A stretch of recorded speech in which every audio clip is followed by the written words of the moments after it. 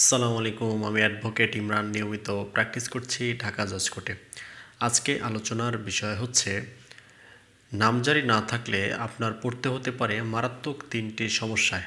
অর্থাৎ আপনার সম্পত্তি ক্রয় করার পরে যদি আপনি মিউটেশন না করেন বা নামজারি না করেন, তাহলে আপনি যে মারাত্মক তিনটি সমস্যার ভিতরে পড়তে যাচ্ছেন, সেই তিনটি সমস্যা কি সে বিষয় নিয়ে বিস্তারিত এই ভিডিওতে আলোচনা করছি। প্রিয় দর্শক, যদি ভিডিওটি ভালো লেগে থাকে এবং নিত্য নতুন ভিডিও পেতে চান, তাহলে অবশ্যই চ্যানেলটি সাবস্ক্রাইব করে সাথে থাকা বেল আইকনটি অন করে দিন।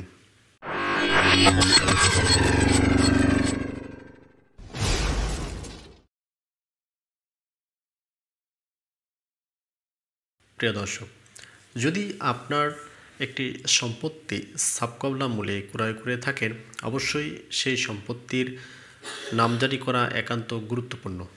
কারণ আপনারা জানেন যে সম্পত্তি যখন সাবকবলা মূলে ক্রয় করা হয়, সেই সম্পত্তি ক্রয় করার পরে যদি নামজারি না করা হয়, তাহলে মালিকানা আপনার আসে না।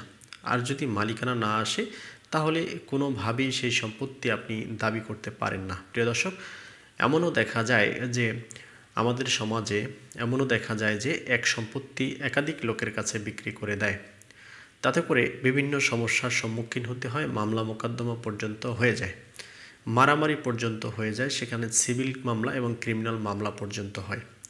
প্রিয় দর্শক, কি তিনটি সমস্যার সম্মুখীন হতে পারেন তার ভিতরে অন্যতম এক নম্বর সমস্যা হচ্ছে, যদি আপনি যার কাছ থেকে সম্পত্তি ক্রয় করেছেন, সেই সম্পত্তি ক্রয় করা ব্যক্তি যদি দুষ্ট চরিত্রের অধিকারী হয়, তাহলে সে যদি চায় সম্পত্তি সে একাধিক লোকের কাছে বিক্রি করতে পারে।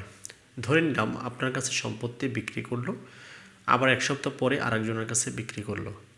এখন আপনার কাছে সম্পত্তি বিক্রি করার পর আপনি সম্পত্তির দলিল তৈরি করেছেন, কিন্তু নামজারি করেননি। 2, 4, 5 বছর কেটে গেল।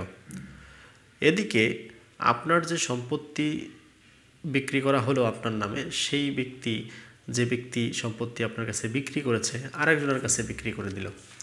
এখন যে ব্যক্তির কাছে বিক্রি করে দিল, সে হয়তো প্রভাবশালী, সে সম্পত্তির নামজারি করে ফেলল।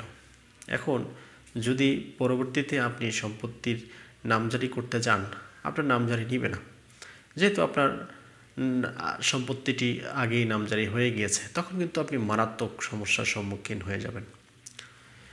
2 নম্বর সমস্যা হলো, যদি আপনি নামজারি না করেন, তাহলে আপনি কিন্তু খাজনা পরিশোধ করতে পারবেন না। আপনারা জানেন যে সম্পত্তি ক্রয় করার পরে নামজারি খতিয়ান সৃষ্টি করে ডিসিআর খুলে খাজনা পরিশোধ করতে হয়।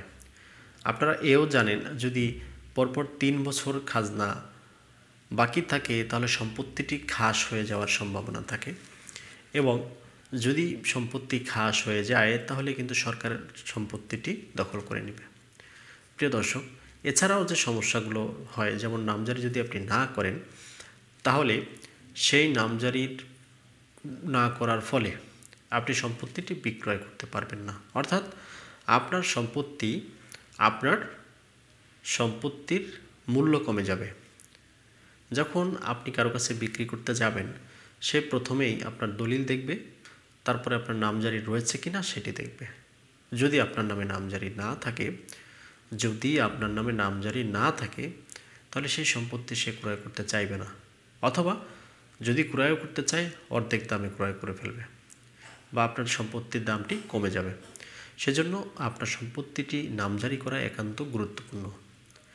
নাম্বার 3 হচ্ছে, বর্তমানে যে সরকার রয়েছেন, ভূমি উপদেষ্টা রয়েছেন, তাদের চিন্তাভাবনা এরকম যে রেকর্ড সংশোধনের মামলা একেবারে জিরো টলারেন্সে নিয়ে আসবে। অর্থাৎ রেকর্ড সংশোধন যেন আর না করতে হয়। এখন রেকর্ড সংশোধন যদি আর না করতে হয়, তাহলে কি সিদ্ধান্ত নিতে হবে? গোড়ার থেকে যেন কারেকশন হয়ে আসে, নেক্সট টাইম যেন এই ধরনের কোনো সমস্যার সম্মুখীন না হয়। তো সেজন্য নতুন করে যে একটি রেকর্ড চালু হয়েছে, এই রেকর্ডের বিডিআরএস যে রেকর্ড, সেই রেকর্ডের মূল শর্ত হচ্ছে আপনার সম্পত্তিতে আপনার নামজারি থাকতে হবে। আপনার সম্পত্তি যদি আপনার নামজারি থাকে, আপনার সম্পত্তির যদি দলিল থাকে, আপনার যদি খাজনা রসিদ থাকে, ডিসিআর খোলা থাকে, তাহলে সেই অনুযায়ী আপনার নামে খতিয়ান হবে। আর যদি কোনোভাবে আপনার সম্পত্তির দলিল থাকে কিন্তু নামজারি খতিয়ান সৃষ্টি না হয়, ডিসিআর না খুলে খাজনা পরিশোধ না করেন, তাহলে আপনার কিন্তু খতিয়ান হবে না।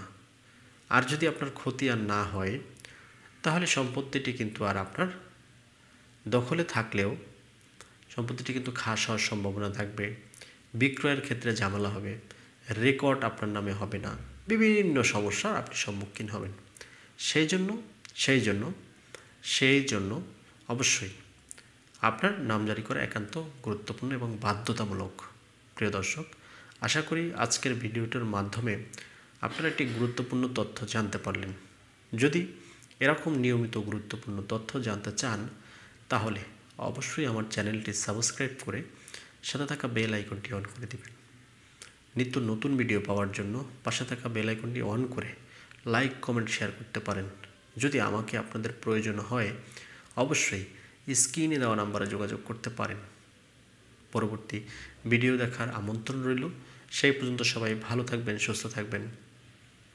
আপনাদের সুস্বাস্থ্য কামনায় আমি অ্যাডভোকেট ইমরান। আল্লাহ হাফেজ। আসসালামু আলাইকুম।